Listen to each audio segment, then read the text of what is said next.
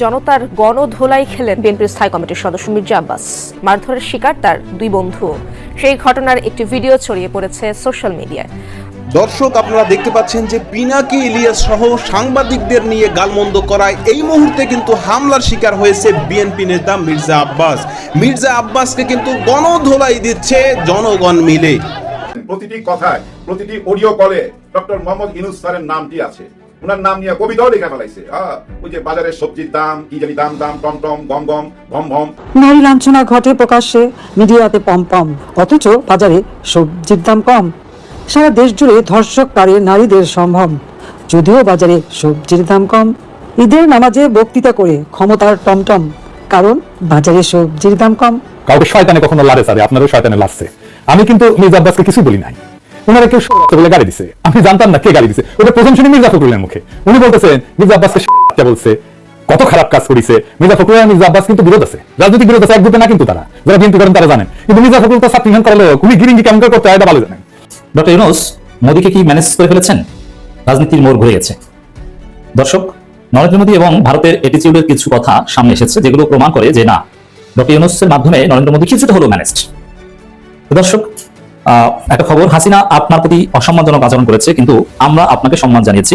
Doctor ইউনূসকে Narendra Modi জারজ Milton বকা দিয়েছে আমাকে, সেটাকে সমর্থন করেছে পিনাকি। অর্থাৎ জারজ মিল্টন যে ভাষা আমাকে বকা দিয়েছে, পিনাকি সমর্থন করেছে। আমি বলতে চাই যে ওরা সবাই একই বংশের, একই গোত্রের সন্তান। উনি বলছেন জন্মের ঠিক নাই। আব্বাস ভাই, দুনিয়ার সব প্রাণী একই পদ্ধতিতে জন্মায়। আর একটা পদ্ধতি আছে, টেস্ট টিউব বেবি, ওইখানে কেউ কাউকে না। তো ঠিক পদ্ধতি কোনটা মির্জা আব্বাস ভাই? আর আপনি কোন পদ্ধতিতে জন্মাইছেন? আর আপনি যে পদ্ধতিতে জন্মাইছেন সেটা তো ঠিক, সার্টিফিকেট আপনাদের কে দিছে? আসেন আমরা আমাদের ঠিক পথে জন্ম নেওয়া মির্জা আব্বাস ভাইয়ের আমল নামা দেখি। আসসালামু আলাইকুম প্রিয় দর্শক, বর্তমান সময়ের রাজনৈতিক প্রেক্ষাপট বা পরিস্থিতির উপর বিশ্লেষণ করে আপনাদের সামনে কিছু গুরুত্বপূর্ণ ভিডিও ফুটেজ নিয়ে হাজির হয়েছি। এমনকি দর্শক, আমি আশা করছি যারা ভিডিওটি অন করেছেন তারা সম্পূর্ণ ভিডিওটি মনোযোগ সহকারে দেখবেন, তাহলেই বুঝতে পারবেন ভিডিওর মূল রহস্য বা আসল ঘটনাগুলো। তো প্রিয় দর্শক, আমি আর বেশি কথা বাড়াতে চাই না, চলুন দেখে আসি আজকের সেই কাঙ্ক্ষিত ভিডিওগুলো। তবে তার আগে বলি, যারা এখনও চ্যানেলটি সাবস্ক্রাইব করেননি তারা চ্যানেলটি সাবস্ক্রাইব করে পাশে থাকা বেল আইকনটি বাজিয়ে দেবেন। আর যারা ইতিমধ্যে সাবস্ক্রাইব করে রেখেছেন তাদেরকে অসংখ্য ধন্যবাদ। তো চলুন দর্শক, একটা লাইক দিয়ে আমরা ধারাবাহিকভাবে সকল ভিডিওর বিস্তারিত আলোচনা দেখে আসি। প্রতিটি কথায়, প্রতিটি অডিও কলে ডক্টর মোহাম্মদ ইউনূস স্যারের নামটি আছে। ওনার নাম নিয়ে কবিতাও লেখা ফেলাইছে। ওই যে বাজারের সবজির দাম, কি জানি দাম দাম, টমটম, গম গম, ভম ভম। নারী লাঞ্ছনা ঘটে প্রকাশ্যে, মিডিয়াতে পম, অথচ বাজারে সবজির দাম কম। সারা দেশ জুড়ে ধর্ষককারী নারীদের সম্ভ্রম, যদিও বাজারে সবজির দাম কম। ঈদের নামাজে বক্তৃতা করে ক্ষমতার টমটম, কারণ বাজারে সবজির দাম কম। আসসালামু আলাইকুম। সম্পর্ক বদলে গেল একটি পলকে। হ্যাঁ, বন্ধু শত্রু হয়ে গেল, বন্ধু বেইমানি করলো, শেখ হাসিনার মন ভেঙে চুরমার করে দিছে। দুইজনে যখন বসছে, মোদিজি আর আমাদের ইউনূস স্যার, ওইখানে একটা কথা উঠে আসছে। অনেক কথাই হয়েছে, ওর মধ্যে একটা কথা ছিল, শেখ হাসিনার আমলে আপনাকে অনেক অসম্মান করা হয়েছে, আপনাকে অনেক অসম্মান করা হয়েছে, এর জন্য আমরা দুঃখিত। ওনারা দুঃখ প্রকাশ করছে। শেখ হাসিনার আমলে ওই যে 7 তলায় 8 তলায় লিফট ছাড়া উঠাইছে, অনেকগুলা ভুয়া মামলা দিয়া পৃথিবীর একজন সেরা মানুষকে অন্ধকারে ঠেলা দিতে চাইছিল, জেলও ঢুকাইতে চাইছিল, অসম্মান করছিল পদে পদে। ওই কথাটাই বলছে নরেন্দ্র মোদী ডক্টর মোহাম্মদ ইউনূস স্যারকে, যে আমরা দুঃখিত, শেখ হাসিনার আমলে আপনার উপর অনেক অসম্মানজনক কার্যকলাপ হয়েছে। এই কথা শোনার পর মন ভেঙে যাবে না শেখ হাসিনার? শেখ হাসিনার গত 8 মাসের কার্যকলাপে দেখেন, প্রতিটি কথায়, প্রতিটি অডিও কলে ডক্টর মোহাম্মদ ইউনূস স্যারের নামটি আছে। ওনার নাম নিয়ে কবিতাও লেখা ফেলাইছে। ওই যে বাজারের সবজির দাম, কি জানি দাম দাম, টমটম, গম গম, ভম ভম, এগুলা নিয়ে একটা কবিতাও রচনা করছে। কবিতা তো না, ছড়া। ভালো বলছে, কিন্তু সুন্দরভাবে ছড়া মুখস্থ কইরা বলছে। মুখস্থ না, সামনে ছিল, যেহেতু অডিও কল, ভিডিও কল হইলে বুঝতে পারতাম মুখস্থ করছে কিনা, দেখে দেখে পড়ছে, কিন্তু ভালো করছে। কিন্তু কবিতাটাও সুন্দর, খুব সুন্দর ছড়া লিখছেন। এরকম আরো লিখতে হবে। কবিতা লিখলে মনে শান্তি পাওয়া যায় ভাই, মনে শান্তি পাওয়া যায়, একাকিত্ব কাটে। উনি তো একা আছেন, তাই না? এবং যাদের কাছে আছেন তাদেরকে বন্ধু মনে করছিলেন, তারাও আজকে এরকম একটা কথা বইলা ফেলাইলো। শেখ হাসিনার আমলে কাকে অসম্মান করা হয়েছে? ডক্টর মোহাম্মদ ইউনূস স্যারকে। যাকে উনি দেখতেই পারে না, শেখ হাসিনা যাকে দেখতে পারে না তার জন্য দুঃখ প্রকাশ। শেখ হাসিনার ব্যবহারে দুঃখ প্রকাশ করলে শেখ হাসিনা কিভাবে নিবে ব্যাপারটা? তার মনটা ভাঙা যাবে না ভাই? ভাঙা চুরমার হয়ে যাবে না? এটা কি ঠিক হইল নরেন্দ্র মোদী সাহেবের? দেখেন, গত 8 মাস যাবত কোনো স্বীকৃতি দেয়নি, কিন্তু বলছে যে অগণতান্ত্রিক সরকার, এই সরকারের সাথে আমাদের কোনো বৈঠক হবে না, বারবার ডিনাই করতেছিল। কিন্তু আর আমরা বারবার কথা বলার চেষ্টা করছি। ইউনূস স্যার উপদেষ্টা হিসাবে চেয়ারে বসার পর মোদিজিকে ফোন দিছিল, ফোন দিয়ে কিন্তু একটা কথা বলছিল যে যতক্ষণ পর্যন্ত উনি চুপ থাকবেন ততক্ষণ পর্যন্ত আমরা কিছু বলবো না। কিন্তু উনি তো চুপ থাকেন নাই। আবার ওইখানে দেখা হওয়ার পর কি বললো থাইল্যান্ডে, যে শেখ হাসিনাকে আমাকে দিতে হবে, হ্যাঁ দিতে হবে, এবং আমাদের দুই দেশের সম্পর্কের অবনতির পিছনে এই শেখ হাসিনা। ভারতের মিডিয়া বলতেছে 27 মিনিট আমাদের ডক্টর মোহাম্মদ ইউনূস স্যারকে দরজায় দাঁড় করায় রাখছে নরেন্দ্র মোদী। বাপ রে বাপ, কি ক্ষমতা! 27 মিনিট স্যার খালি দরজা টোকা দিতেছিল, ও স্যার দরজা খোলেন, ও স্যার দরজা খোলেন, তারপর 27 মিনিট পর খুলছে, তাই না? আরে না না, আপনাদের বলা উচিত কি জানেন? 8 মাস যাবত দরজা নক করতেছে, 8 মাস। এটাই হলো সত্যি কথা। 8 মাস যাবতই আপনাদেরকে আমরা নক করছি আমাদের সঙ্গে বসার জন্য। ইউনূস স্যার আপনাদের সঙ্গে বসতে চাইছে, চীনে যাওয়ার আগেও বসতে চাইছে, আপনারা বসেন নাই। চীন থেকে আসার পরও বলছিলেন না, দেখা হবে না। কারণ কি জানেন ভাই? কেন দেখা করতে চায় নাই, কেন কথা বলতে চায় নাই, কেন স্বীকৃতি দেয় নাই, কেন বলছে নির্বাচিত সরকারের সাথেই আমরা কথা বলবো? আসলে ওনাদের ধারণা ছিল যে কোনো অ্যাঙ্গেল হোক, আওয়ামী লীগ একটা বিরাট দল, শেখ হাসিনা টেলিফোনে কথা বইলা একটা রাস্তা তৈরি করে নিবে এবং চট করে ঢুইকা যাবে। সেইটা যখন ব্যর্থ হইল তখন ভারত অন্য একটা চাল চাললো, তার বি টিমকে মাঠে নামাইলো, বললো যে একটা গুড আওয়ামী লীগ, মানে রিফাইন্ড আওয়ামী লীগ, ভালো আওয়ামী লীগ নির্বাচন করতে পারবে, বি টিমকে দেওয়া বলাইলো এবং খুব তাড়াতাড়ি নির্বাচন দিতে হবে, এটাও ঘোষণা দেওয়াইলো। কিন্তু দেখলো বাংলাদেশের জনগণ তো এটা চাইতেছে না। বি টিম চাইলে কি হবে, এই টিম চাইলে কি হবে, অরিজিনাল যে বাংলাদেশের জনগণ সেটা চাইতেছে না। এটা বুঝতে ভারতের 8টা মাস লাগছে। 8 মাসে যখন বুঝা ফেলাইছে যে না না না, ইউনূস স্যারকে তো সরানো যাবে না, এই তো বিশ্ব নেতা, এই যেখানেই যাইতেছে ওইখানেই তো বাজি মাফ করতেছে।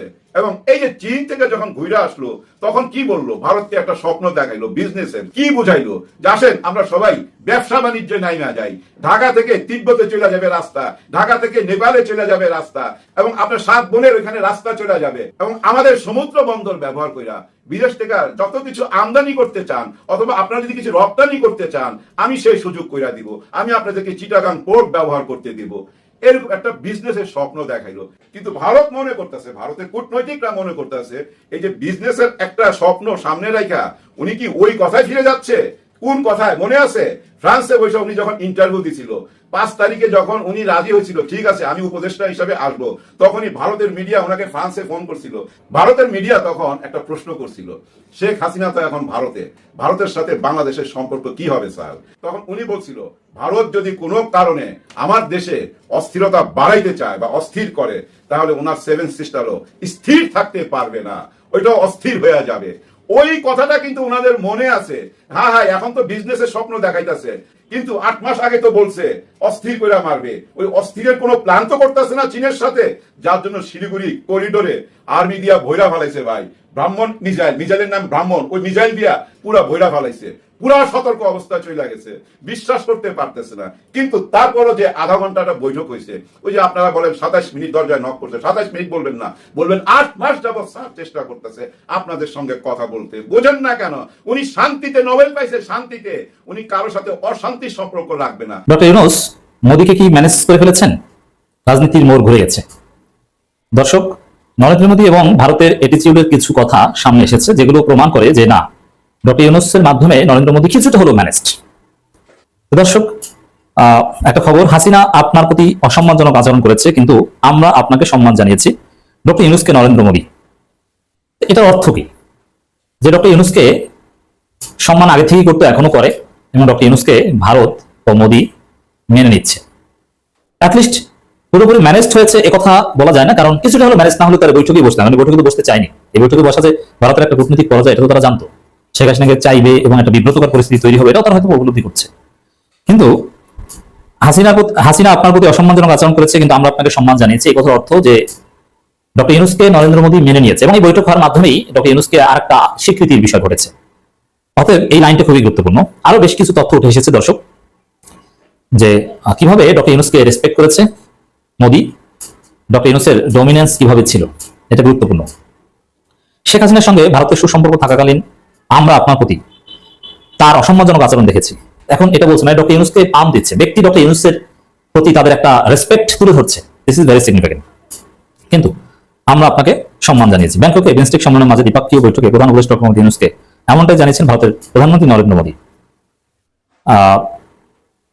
প্রধান উপদেষ্টা প্রেস সচিবের কাছ থেকে এসব তথ্য প্রাপ্ত। প্রধান উপদেষ্টা প্রেস সচিব জানান, শেখ হাসিনা প্রত্যর্পণ ইস্যু উত্থাপনের পরও নেতিবাচক ছিলেন না মোদী।